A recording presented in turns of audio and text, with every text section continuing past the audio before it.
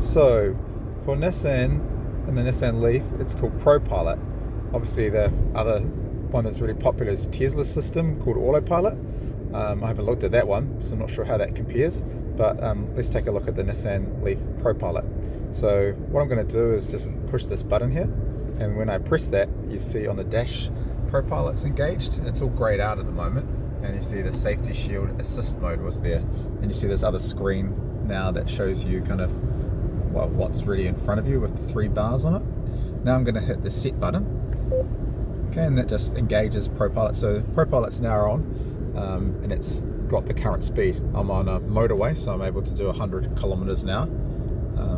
So let's put that up to 100. So now you see I've just increased that by using the plus button, and now you see that it's 100 k's. Now you'll notice at the moment it's not driving at 100 k's. That's because of the vehicle in front driving a lot slower, so the car's adjusting the speed. I can also click on this button here, which changes the distance, so that will change those 3 bars, which is basically, I guess, a car's length in front. So if I reduce that, you now see on the dash that it goes down to 2, and then if I reduce it again, it goes down to 1. So that means there's only like a small distance in front of you, so the car will speed up, but I'll just keep that at 2. So it does a pretty good job. The other part is, of course, if you can see, I can just lightly take my hands off and hold the side. It will remind me to put my hands on, I think after about 30 seconds, and it will start to engage the brakes if you don't comply.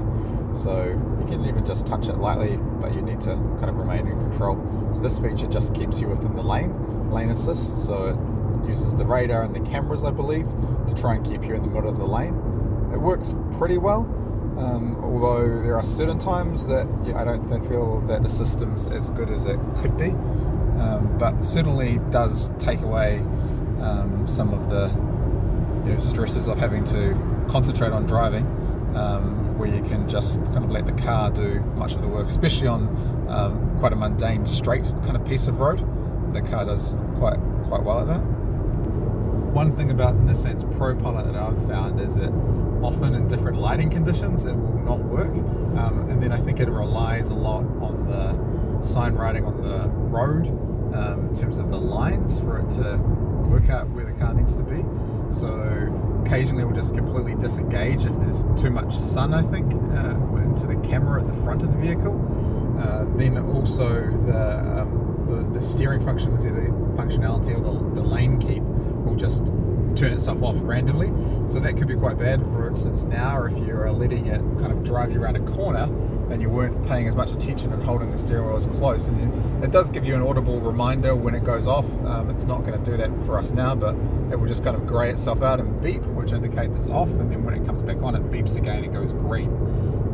But yeah, definitely something that I wouldn't totally relax and forget about. You want to keep an eye on what's going on, because when that steering goes off, obviously the vehicle then won't be steered automatically and will rely on you having control of the car.